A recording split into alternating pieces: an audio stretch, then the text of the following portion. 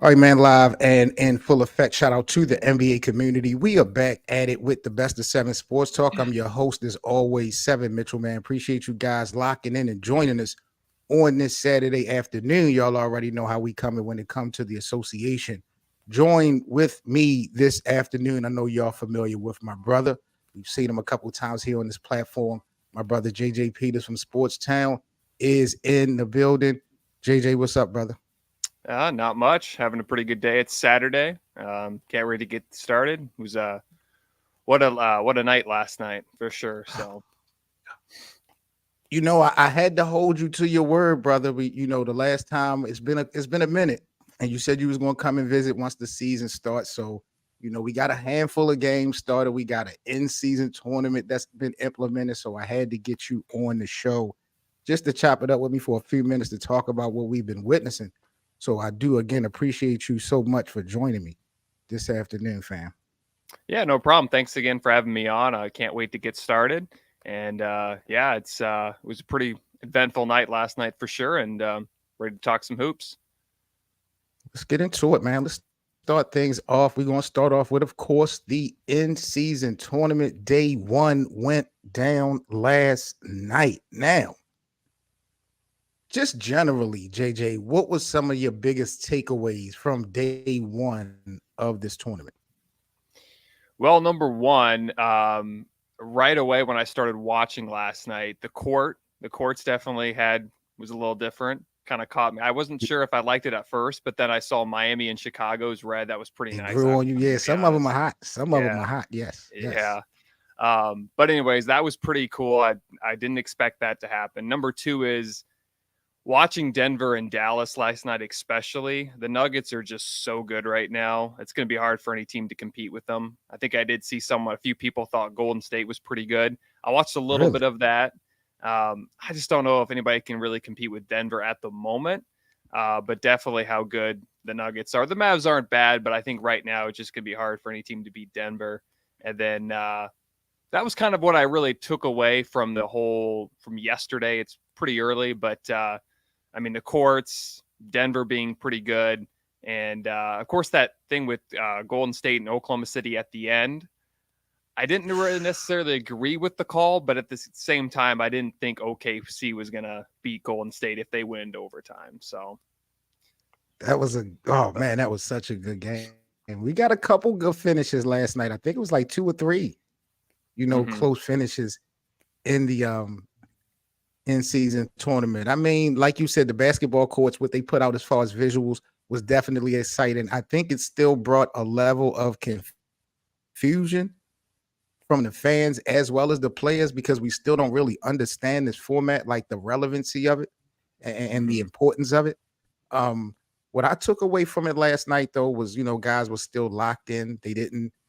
I was hoping that they didn't go outside of their strategy in this regular season to appease this in-season tournament because the confusion. I didn't want people to do more than what was expected on the general day-to-day, trying to appease the fan base for this in-season tournament. So I like how guys overall was locked in. We got a lot of good games uh, in game one. I'm not in day one. I'm not sure if it was Tyrese Halliburton, JJ, that said this, but he was saying that the winner of this tournament should get like an automatic bid into the playoffs, more or less than receiving money. What's your thought about the actual prize overall? Would you like to see a team get an automatic playoff bid by winning this tournament instead of winning prize money? Well, I think I did hear that there was reports that they wanted to possibly give the team an automatic bid. However, I understand why the NBA and why the league decided not to do that, go that route, because number one is I think teams wouldn't try as hard in the regular season. I know they'd have to get a specific seed, but imagine if a team did win and ended up getting a bunch of injuries and then just really kind of coasted down toward the end of the year and then had a losing record and made the playoffs. I can see why they didn't go that route. I think it would Right. give more. I think players would try a little harder, but at the same time, I mean, I understand why they didn't go that route because again, injuries can happen. Teams don't have to try as hard because they're already in the playoffs. I know the matchup is different, but I can understand why they didn't go that route. It would have been interesting to see if they would have done that, and they might end up doing that in the future. It just depends on how this season goes, but I can see why they didn't go that route. When you think about it, now that we have the play-in tournament, that actually allows an extra opportunity for you to make the playoffs. So it's not like the players are not getting extra chances to win the championship. So they've already kind of given you an alley oop as far as extra opportunities to, play in the postseason. However, this prize money, we talking about a bunch of millionaires playing this game. You know what I'm saying? On a day to day. Like, I don't think this prize money is going to make or break them. Like, of course, they'll take it, but I would like to have more value, more significance to this tournament if you're going to have it. And then it's like you're having a tournament after the first 5 games of the season. That was another concern that I have. Like, why are you doing this actually so early? But it seems to be working right now. I know last night we had 7 games on deck for day one. The Pacers knocked off the Cavs. The Bucks had a big comeback win, an important win versus the New York Knicks. The Heat knocked off the Wizards last night. The Nets beat the Chicago Bulls. The Warriors with that impressive win versus the Thunder. Denver knocked off Dallas, as you said, JJ, and the Trailblazers knocked off the Memphis Grizzlies. I want to talk about the Grizzlies a little bit later on in the show. But yeah, man, I'm just excited just to get basketball back overall. But I still feel like there's still a level of confusion with the fans as well as the players of what's the reason for this in-season tournament and, what value and significance is it going to hold at the end of the day. Yeah, and you mentioned a little bit with, the tournament was a little too early. I agree with you because I think it's more of not really a mid-season tournament. I think it's more of an early season tournament. And I think it was a great idea to get this tournament because they've been talking about this for years. But I think Right. they should have done it like in February or March. Now, I know there's the All-Star game in February. You have all those events. You can't really get rid of the All-Star game, but it'd be nice to see just like an entire month of in-season tournament like February to where it's literally a mid-season tournament after like that 42nd game. But yeah, I understand. I think I understand too why they went that route of early season, just because they want to get the fans more involved. And it seems like the last few years, the early portion of the season, not really many people pay attention to. So I Right. understand why they went that route, but I would have liked to see it like in February or March. And I know you don't want to get rid of the All-Star game, but it would have been nice just to kind of have that in February or March, have a selection, you make the All-Star game, but then you have the in-season tournament. But again, I mean, it's the first year. We could see them go a different route next year and the year after that.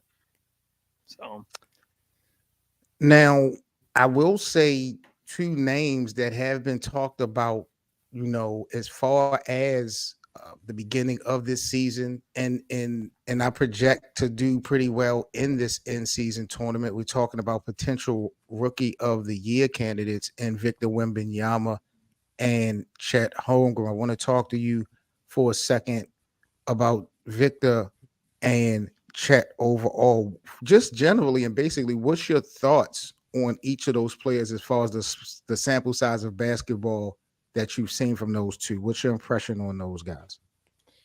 well, we'll first start off with Wemby. He's been really good. Now, that first game, he was in foul trouble, but he still, had 15 points or something like that. Mm-hmm. They've beaten the Suns twice in back-to-back games, which is Back to back. impressive.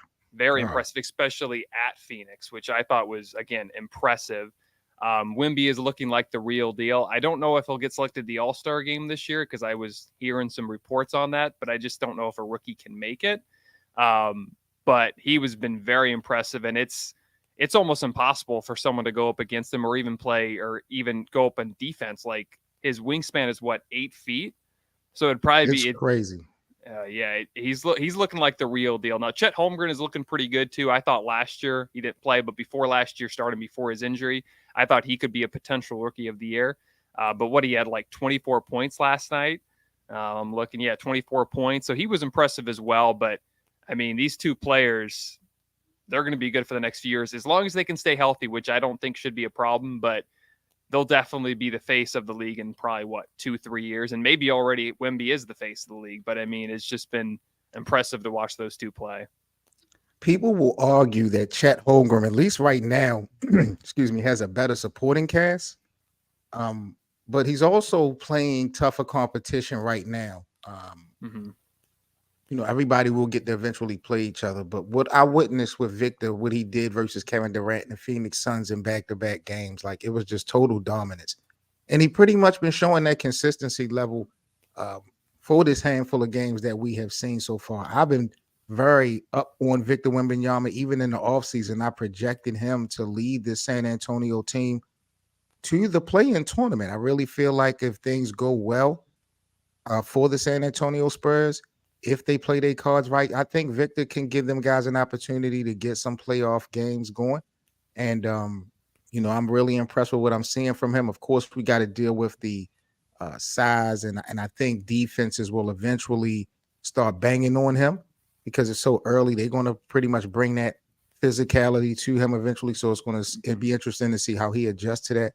But I don't see why he wouldn't be an all-star this season at the 5 position if things keep going the way they are.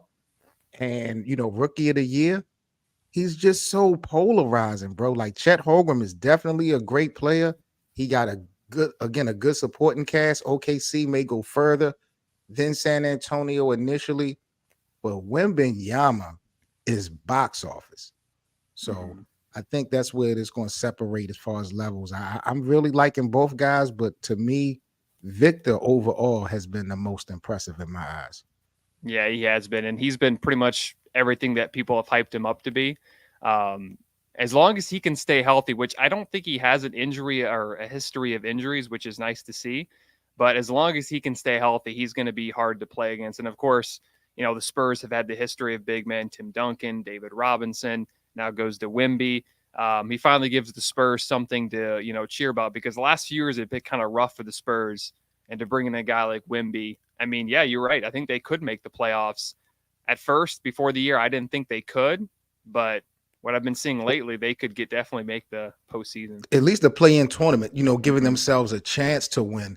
Now, you talked about David Robinson and Tim Duncan. We know those guys were led by Greg Popovich, but what are your thoughts on Greg Popovich in today's game? Because I am from the thought that we're not going to see the greatest of Victor Wembanyama until Greg Popovich leaves. I feel like his style of coaching is a little bit too old school for this new era of basketball. And you've watched the San Antonio Spurs the last few years, JJ. They've had a bunch of young guys and they haven't been successful. And they haven't had the best talent. But part of the reason I think is because of that old school style coaching of Greg Popovich. And I feel like once he gets out the way, we'll definitely see the greatest of Victor Wembanyama. But do you think that chemistry or that combination of Greg Popovich will work in its first year with Wemby? I mean, if they make the playoffs, I think that's a success. I could possibly sing, but the thing with Pop, I don't know if he'll actually. It doesn't seem like he's in too much of a hurry to leave. I think he was just extended before the year started, if I can remember Yep. right. And I think as long as Wemby is healthy and he's there, I think he's going to be there the next few years. It would be fascinating to see what he would do without Pop, but I don't know about that. That's debatable. But I mean, Pop does have an older type of coaching. I don't know. I think it'd be too hard to tell right now. But I mean, it just I could see the Spurs have been young lately the last few years with guys like Devin Vassell, Keldon Johnson, Yep. Shohan. I think this team will make the playoffs, but I just don't know if we could really. I think that will be in a few years till we can actually see what he would do without Pop, because I don't think Pop is in a hurry. And I wouldn't be surprised if Greg Popovich decided once he decides to step down from coaching, I think he still would be the president, I think, president of basketball operations. So I can't really see Mhm. him in too much of a hurry to leave, especially right now. So It's going to be interesting. When you talk about individual careers, who do you project to have the better career overall, Chet or Victor? I think right now, Victor, Chet Holmgren, though, I think he's going to be pretty good, but I think he's going to have a little more. I think he's going to have some more injuries than Wemby. It seems like Wemby, as I was mentioning earlier, he doesn't seem like he has a lot of injury history. I think we saw that with Holmgren last year. I think at the moment, I'm going to just stick with Victor. Um, I just think Wemby right now is going to have the better career. And like I said, I think that it all comes down to health. And I think it seems like Wemby is a lot more healthier than Holmgren. See, I don't know what those players look like in France. I don't know what type of competition Wembenyama was playing with before, because you're right. He doesn't have a documented history, I don't believe, of being injury prone. Mm-hmm. But the physicality of the game in the NBA could have been totally, and I think he even admitted that, when they asked him what was his first takeaway from being in his first NBA game, and he mentioned the physicality of it. So even though he doesn't have a history of injuries, I think that could be partially because he's not facing any competition and rough as tough as what we have in the NBA. So, the jury probably will still be out on that category until maybe mid-season, to see how he adapts and adjusts to, the aggressive play that the defenses are going to be bringing to him. Do you is Can you see a rivalry like you have Magic versus Bird? We have, or Jordan versus Magic, or LeBron versus KD, and all these rivalries over the years. Could you see a Victor Wembanyama versus Chet Holmgren type of rivalry as two of the young faces of the league coming up? Could you see a real rivalry between those two being generated? I could maybe see something. I think the rivalry kind of hurts it because both are in the Western Conference, Mhm. and I feel like if Chet Holmgren or Victor was in the East or the West, I think that would be more of a rivalry. It doesn't seem like in today's day there's as much of a rivalry as there was back in the day. Even like 10 years ago, I feel like there was more rivalries. For sure. Um, I could see something, but I just feel like right now, or at least in the future, we're probably not going to see those rivalries like we did. And I think it kind of hurts it because they both play in the Western Conference. Um, so I could see a little something, but I don't think I could see a rivalry like LeBron versus Durant, or Magic versus Bird, or MJ versus the Pistons, or MJ versus Isaiah. So I don't know if I could see a rivalry like that. I could see something, but I'm going to say probably no. I agree with you, bro. I think when we have conversations about comparing the future of the league, I think we'll have both of these guys' named mentioned in a lot of the same conversations. Mm-hmm. But as far as rivalry, probably not, because Victor is on another level, even in the media. He's box office. So Chet is not that outspoken. Not to say Victor is outspoken, but I don't know how much they're going to put the camera in front of Chet Holmgren for him to even be on that type of level. The camera is always going to be on Victor, all 82 games. You understand what I'm saying? So I think it's definitely going to be levels, but their names will be mentioned in similar conversations when we talk about faces that's going to be carrying the league. So, I'm impressed with both of those guys. What is the biggest concern, JJ, that you probably have for Chet Holmgren and Victor Wembanyama overall? What would you say is the biggest concern or your cause to pause with these guys? Well, I think with the problem with Chet is I've already kind of mentioned the injury history is going to be a big problem for Holmgren. Right. It seems like at the moment he seems like he's healthy, but I think the health is going to be a huge concern for Chet and the Thunder. It also depends on how the Thunder can handle it. Now, the nice part about OKC, if they have a little better of a team than San Antonio. They have Shai Gilgeous-Alexander, as long as he can stay healthy as well. I know he's been banged up recently, but I feel like Chet injuries is definitely a concern. For Victor, he just doesn't seem like he has. It doesn't seem like he has much really weaknesses at the moment. I do think possibly playing his supporting cast isn't as good, but right now with Wemby, I don't know if there is much concern, but he is a rookie. He's got a lot left to go. I'm going to say on Chet's part, health, and I don't really know if there's much of a concern right now with Wemby. I don't know if he has a lot of weaknesses at the moment. So, yeah. How far do you think each one of these individuals can take their respected team as an independent? Like, do you look at Victor Wembanyama as a guy that could put San Antonio on his back and really take them places? Do you look at Chet Holmgren, even though, of course, you got Shai Gilgeous-Alexander and a couple other guys over there, but when you look at these guys as individual how much of a value do you think they have on their respective teams? I think Wemby has a better chance of leading his team and carrying them on his back because it seems like right now Holmgren is the number 2 to Gilgeous-Alexander, and I doubt the Thunder would give up Shea for really anything at the moment. I think right now, I think probably the Spurs will get, if they make the playoffs, they'll probably get beat in the first round. But I think within 2 to 3 years, I could see the Spurs, this is kind of a stretch, but I could see the Spurs making the conference finals and Wemby carrying him on his back. For Chet or for Holmgren, I think, again, that team is always going to be led by Shea as long as he's there. But I could see him possibly making the semifinals. But I think right now, I think I'm more confident in Wemby to lead them to the conference finals and eventually to the NBA finals in a few years. That might be kind of a stretch at the moment, but I think I trust Wemby more to carry the Spurs on his back than Holmgren to carry the Thunder on his back. Yeah, I agree, and that's not even to say that OKC won't have any success, but I'm willing to believe that if they are successful moving on to the second round or maybe even the Western Conference Finals for whatever reason, it won't be solely because of Chet Holmgren. It'll definitely be a collective at least. So yeah, I agree with you on that most definitely. But both of those guys are doing the thing in the league. Seems to be in good hands so far when you got guys like that as far as projection. So shout out to Chet Holmgren and Victor Wembanyama, man. This is the Best of 7 Sports Talk. 7 Mitchell in the building. We got JJ Peters from the Sports Town Network, guys. If you guys are new to this channel, make sure you subscribe. Become a member today. We got exclusive perks, prizes, giveaways, and content on the channel. So join the membership if you guys would like to support the network. If you guys enjoyed this video so far, make sure you do us a huge favor and smash that like button.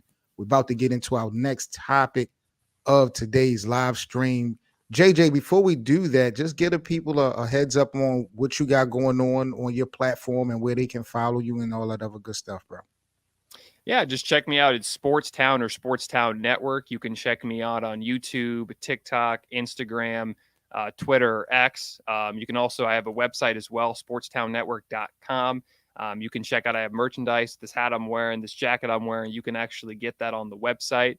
I write blogs or articles, whatever you want to call them. I write at least twice, usually 2 or 3 times a week. You can check that out. I think it's sportstownnetwork.com/blog. You can also go to the merchandise, sportstownnetwork./merch. But again, pretty much wherever you get your socials. You can also check out the podcast, Sportstown Podcast. You can get whatever you listen to, Apple Podcasts, Spotify, Google Podcasts, stuff like that. But that's how you can get me. Don't forget to check me out. I'm usually making videos, usually about once a day. So. Yeah, man, my man JJ, he's been doing his thing. I'm a big fan of his. He got that daily content for you guys. So if you guys enjoy daily content for sports, make sure you check out Sports Town and my guy JJ Peters, man. This is the Best of 7 Sports Talk. 7 Mitchell in the building. We're about to get into the next topic of discussion, man. Let's take it to LA real quick, man. We're gonna stay in the LA for a couple topics, but let's stay on the Clippers side to start things off. Let's talk about the homie James Harden, the new LA Clipper. What was your reaction, JJ, to James Harden, the bad guy, so to speak, actually getting his way? Because I knew that he was going to get traded, but for Daryl Morey to send him where he wanted to go after violating and disrespecting Daryl Morey was just insane to me. Like, I really got to talk to the bosses about that. But what was your reaction to James Harden going to the Clippers? Well, number one, I wasn't surprised that he got traded to the team he wanted, because I think if he gets traded to another team, he's not interested. He's not going to play. We've already seen that. He got his way with Brooklyn. He got his way with Philly. He got his way with the Clippers. I don't think the Sixers really had a choice, because there was really no teams that were, after hearing that he wanted to go to the Clippers, there was really no team that was interested in Harden. I do actually like James Harden in the regular season. I think he'll be good for the Clippers. I don't know how they'll run that lineup. I think I wouldn't be surprised if they have Harden and Harden starting and Westbrook coming off the bench. But we can get into that a little later. But I do think that really Daryl Morey had no choice. I mean, he had to trade him to the team he wanted because no team was willing to trade for him, because he already had mentioned he was going to play for the Clippers and nobody else. So wasn't surprised. And I don't think Morey really had a choice of where to trade him, because he wanted to go to the Clippers and that was it. But see, that's the thing with me. When I look at it from Daryl Morey didn't have a choice, I'm looking at it from the package that he received. Like I feel like Philadelphia won in this trade. Not that they got a specific player that equals the value of James Harden, but you were able to get him off your books. You were able to clear that type of energy from the locker room. You got some draft picks from LA. And you got a couple glue guys and guys like Covington and stuff like that, that could play a role for this season. But when it comes to Philadelphia, bro, even if this stuff would have never happened with James Harden, I really feel like they wouldn't have had a chance to win a championship anyway. I think Philly is really in rebuild mode. They just don't want to really admit to it because coming down the pipeline, you better believe, even though they starting off pretty well, I think they like 4-1 so far this season. But I promise you, JJ, Joel Embiid is going to demand a trade before I project maybe before Christmas. I'm not sold that Philly is going to be successful overall now that James Harden is gone. And I think they're playing well now because it's a breath of fresh air. You got a new energy. So it's going well now. But, I think Philly got a whole bunch of problems coming down the pipeline. As far as James Harden, I think the thing that surprised me the most, JJ, is that guys like Damian Lillard, who was so loyal to Portland, he didn't get to go where he asked to be traded to. But you got a guy in James Harden who was disrespectful, still got to go where he wanted to. But I think it's partially because of the package that the Clippers had for Philly. It was just the best one available. So I don't know, man. But I don't feel like James Harden in LA is going to be a big deal. Do you think that team could win a championship? Well, I mean, I am a little biased. I'm a huge Kawhi Leonard fan, but I think right now, if the Clippers can just stay healthy, which is a big if, they've been injured the last 4 years, basically since that team was assembled. But if you remember, I guess it'd be 3 years now, in 2020/2021, they made the conference finals. Kawhi got hurt, and then of course they lost the Suns in 6 games. But again, if that team has shown us if they can stay healthy, they can go far. Now, again, that's a big if. But I think what the Clippers are wanting to do is James Harden is better in the regular season. We know that. I think what they're wanting to do is they're wanting to go full James Harden in the regular season. And when it gets to the postseason, then they can rely more on Kawhi. They can rely more on PG. Again, I don't know what they're going to do if they're going to start both Harden and Westbrook. I don't know if that would be a good idea because we saw in Houston that didn't work out great. But I could see them starting Harden and having Westbrook come off the bench, but then you also have to look at, does Westbrook want to come off the bench? Their projected starting five is Russell Westbrook, James Harden, Paul George, Kawhi Leonard, and what's his name? Ivan Zerbiak or Zubac, whatever his name is. Yeah. That's their projected starting five. Yeah. I think what they would be better, and of course, I don't know if they're probably gonna do what you just mentioned. They're gonna start both Harden and Westbrook. I think if the Clippers want to have success, they should start Harden at the 1.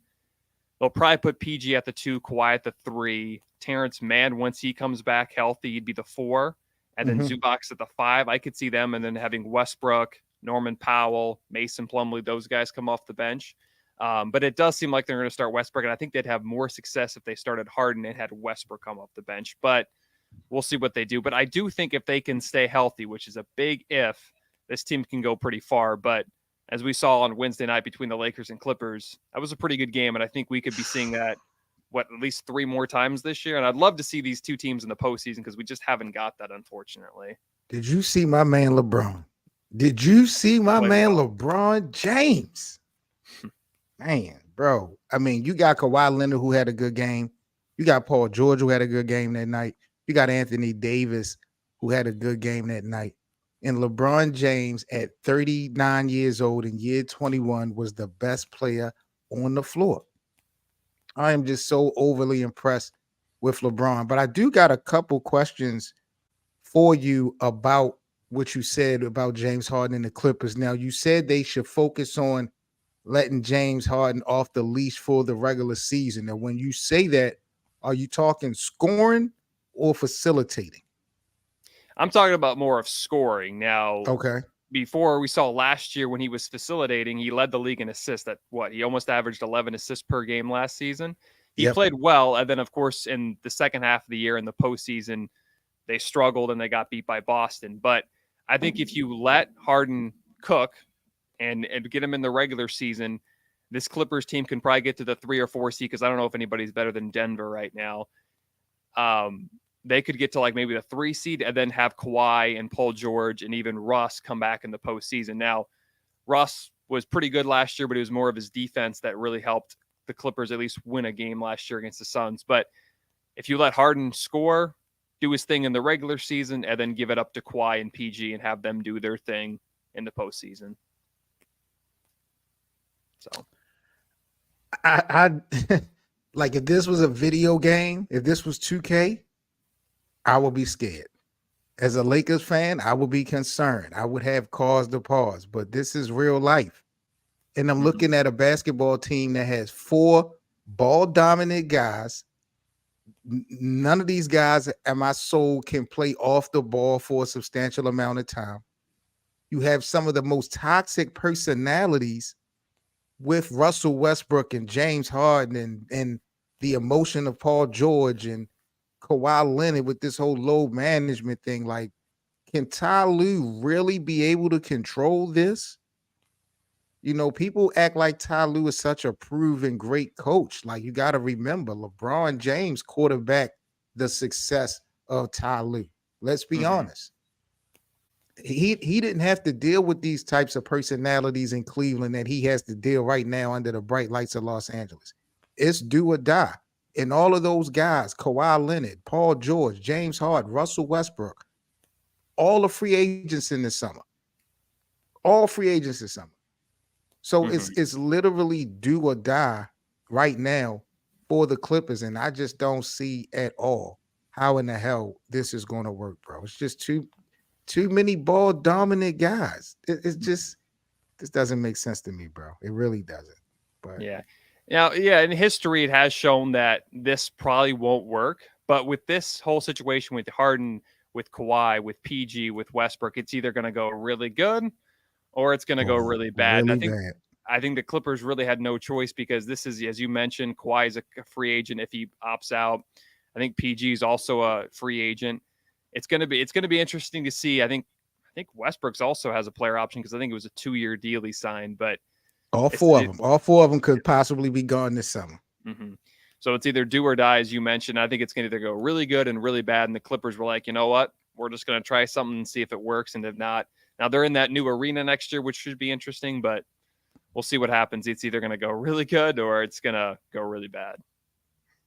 There's no doubt about it. So Wednesday night in overtime, my Lakers came back and knocked off of the Clippers. The Clippers had won 11 straight games versus the Los Angeles Lakers, but that streak was snapped earlier this week as the Lakers won 130-125 in overtime. LeBron James had 35 points, 11 rebounds in that game. I do want to talk a little bit, though, specifically when we talk about the Clippers and the Lakers. I want to talk about the relationship or the lack of relationship between Russell Westbrook and LeBron James.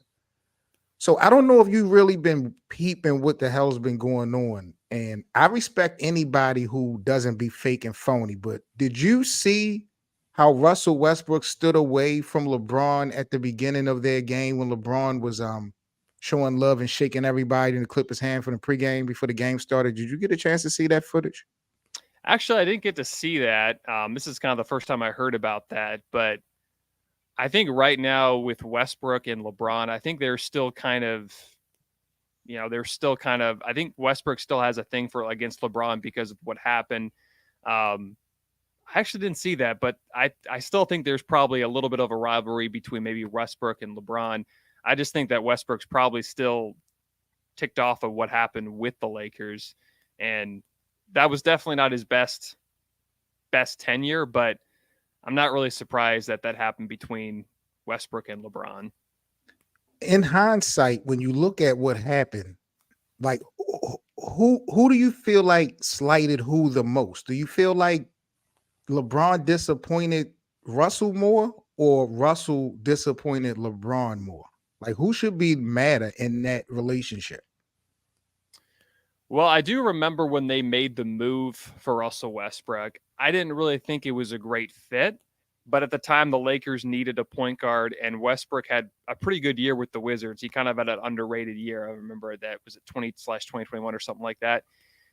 I think the Lakers were expecting the prime MVP Westbrook, and Westbrook was well beyond that. And Westbrook is still a good player, but he's not what he was in OKC. And I think, in a way, probably Westbrook disappointed the Lakers a little more, but I just don't think he was a good fit with the Lakers when he was traded because I think the Lakers needed another shooter, and Westbrook isn't really much of a shooter. He's more of a slasher, and I just don't think that was what the Lakers needed at the time. See, and Kane's just said it just now, but this is what I was going to ask. I really want to know specifically what Russell Westbrook's beef with LeBron James is. Like, what is he so mad at when it comes to LeBron? Does he feel like LeBron didn't fight for him long enough? Did he feel like LeBron James was behind the scenes trying to get rid of him? Like, what is his issue with LBJ? Because LBJ is really the reason that he got to play back home. And, you got to take that in consideration. But I don't know what the issue is with Russell Westbrook and LeBron. I will say, in my opinion, I think Russell disappointed LeBron more just because, like you said, man, that season you had James Harden, Kyrie Irving, and, Kevin Durant, Lincoln, and Brooklyn. The Lakers, as constructed, had no chance of competing with a team like that. So you had to have someone, to join LeBron and AD. And here you go with a guy who's a former MVP. You're right. It really didn't make sense initially, but you couldn't pass up on it. You had to take a chance with it. And Russell just did not play well. He was a heavy, big time mistake maker. LeBron James was a mistake maker in that period as well. But you can't really blame LeBron for what happened in Los Angeles once the chips start falling. It really was nothing that could be done because we were witnessing your basketball play with our own eyes. And it wasn't good. And he did buy into coming off the bench and playing a new role when Darvin Ham came in. But you can't expect LeBron to continue to fight for this. LeBron is going into year 21. It's win now for LeBron. I know Russell wants to win now, but you have to minimize your mistakes. And Russell Westbrook just was not doing that. And now he's with the Clippers. And I saw a reporter asked him, JJ, yesterday, what is the difference between, why he is so happy now, it seems now that he's with the Clippers versus being with the Lakers. And he was just talking about just feeling wanted and stuff like that. And I'm just kind of blown away because I'm like, the Clippers are going to treat you the same way once this thing go bad. Like, don't get it twisted. You want to take shots at the Lakers now, but you're part of the reason why you are not no longer in the purple and gold uniform. And now you're riding the coattail because you're with your guys. But once this thing go left, you're going to be the scapegoat. You will be the first one out of that four that they either bench or release or trade. It is what it is. So it's just crazy to me, the gripe that Russell Westbrook has with LeBron. And I swear, bro, I'm not trying to make it seem like LeBron is perfect or an angel. I just want to know, what is his beef with LeBron? What does he feel like LeBron could have done or should have done to make the situation better for him? Because he wasn't even going to be able to play in his hometown if it wasn't for LeBron. So, I really don't know what's up with Russell Westbrook and his issue with LeBron James. But as far as the two teams, JJ, do you think that dominance is completely over? I know the Lakers just snapped the winning streak, but it was 11 games. It was 11 games. Do you think that dominance is over? We'll see more balanced basketball wins between the two teams moving forward? I don't know if there was necessarily a dominance because both the Lakers and Clippers are pretty good right now is what we're seeing. I mean, they had won 11 straight.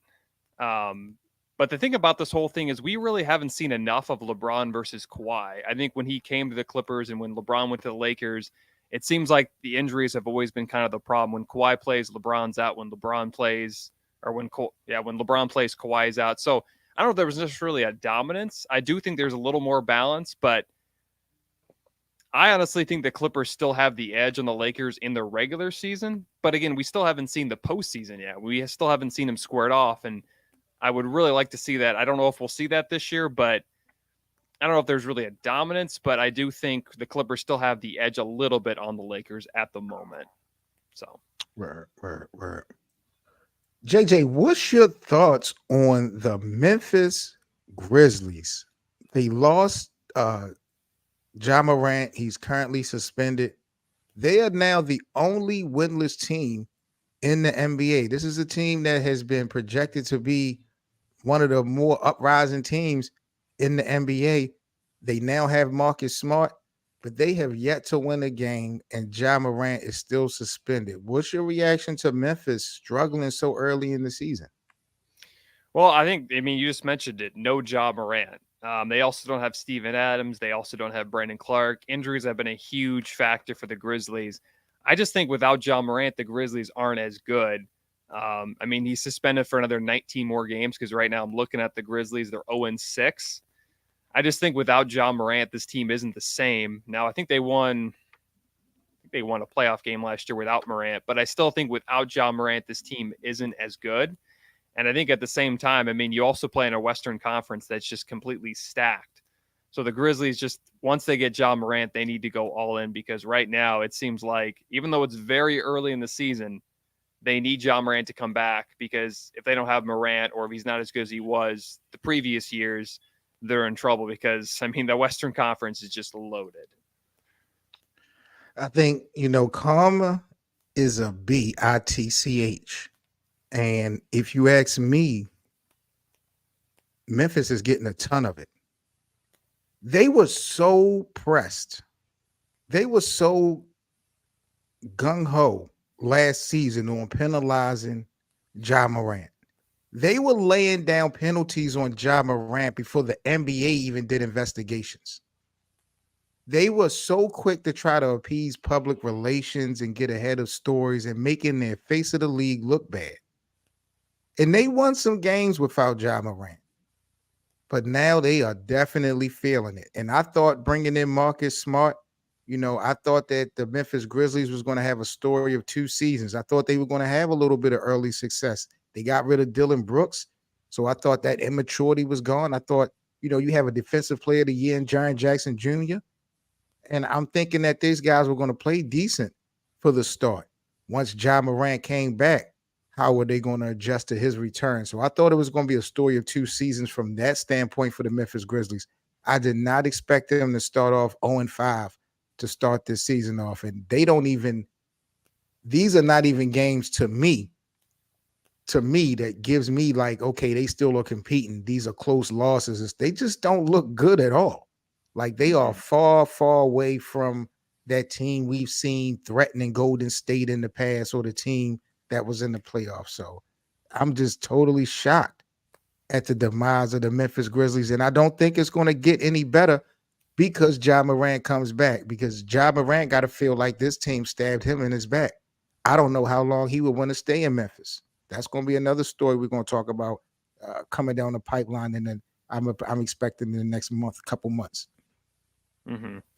Yeah, and again, without Morant, the Grizzlies just aren't the same. And I think the last 2 years they might have peaked a little bit, but I mean, just to see them, I don't think anybody saw them without a win by now. They're 0-5, 0-6, which again is very shocking to see.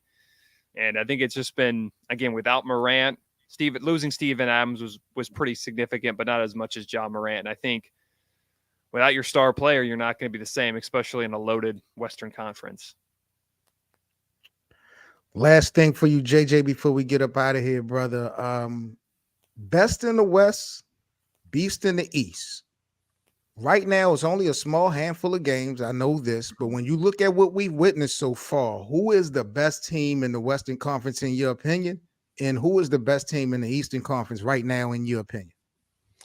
Well, let's start with the Eastern Conference because I think there's a little more parity in that conference. Right now, Boston is undefeated. Yep. Philly's playing pretty well, but I do think Philly will fall off just a bit. I don't know if I really can trust Atlanta. So right now I would say Boston, but Milwaukee's kind of off to a slow start, but we've only seen, again, as you mentioned, a handful of games. I think at the end of the day, it's probably going to be Milwaukee and Boston. And the last few years, we've thought that Boston could take that next step, and it just seems like they haven't.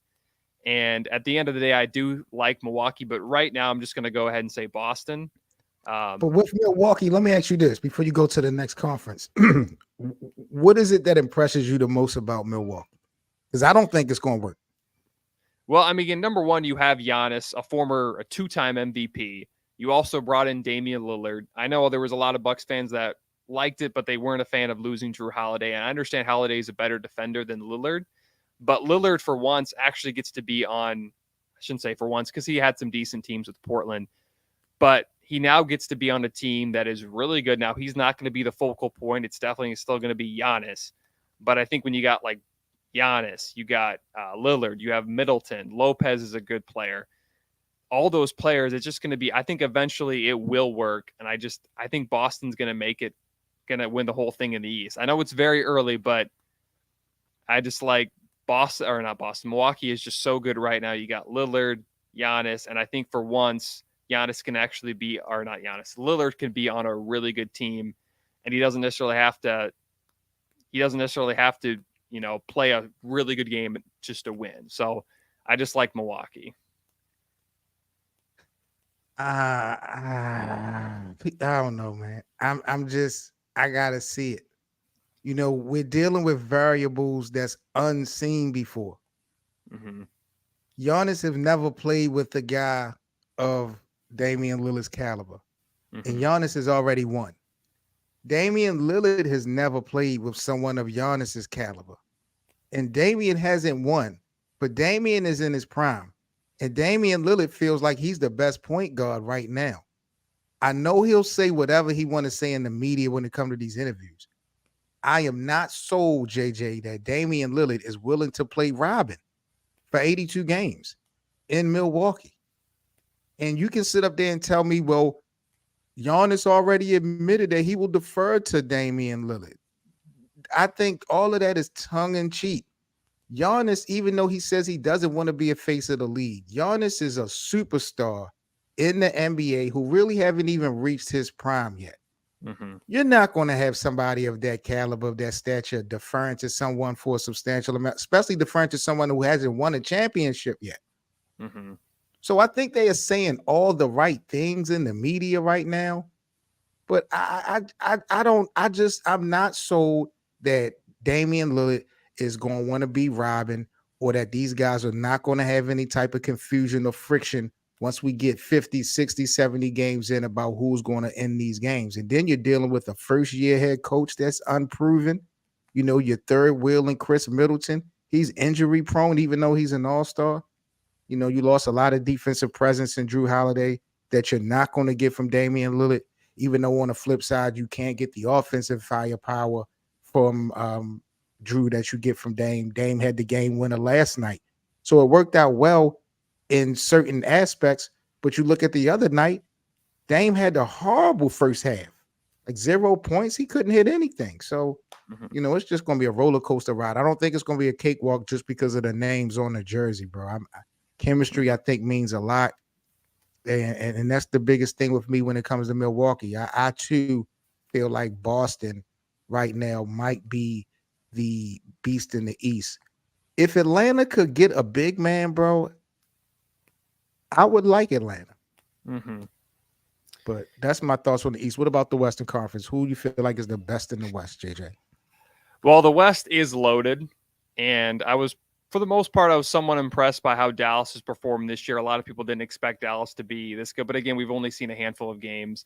But right now, it's going to be hard for anybody to beat Denver. They are just so good right now. You got Jokic, Jamal Murray's playing well. I think Jamal Murray will finally make an all-star game this year and make an all-star team. Even Michael Porter's playing well. So I don't know if anybody really at the moment can really hang with Denver. And I mean, Jokic is the best player. I mean, for a while, I didn't think he was, but after that performance in the finals and after the performance so far this year, I think right now it's going to be hard for any team in the West to beat Denver. So, I would have agreed with you, bro, until last night.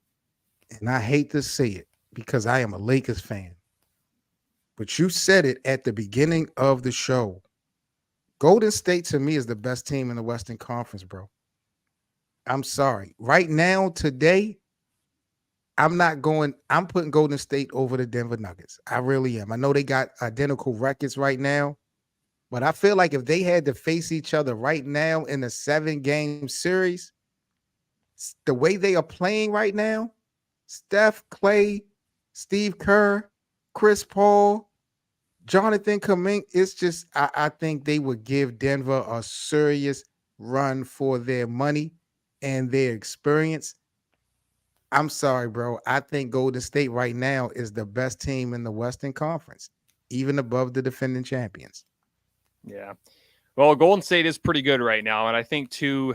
I mean, I think I was hearing yesterday Draymond Green talk about the chemistry. It's a lot better than it was this year than it was last year. For And sure. I mean, They do had you Jordan think Poole on the line. They had Jordan Poole on the roster. They I was was going to fighting and mention? all that. Yeah.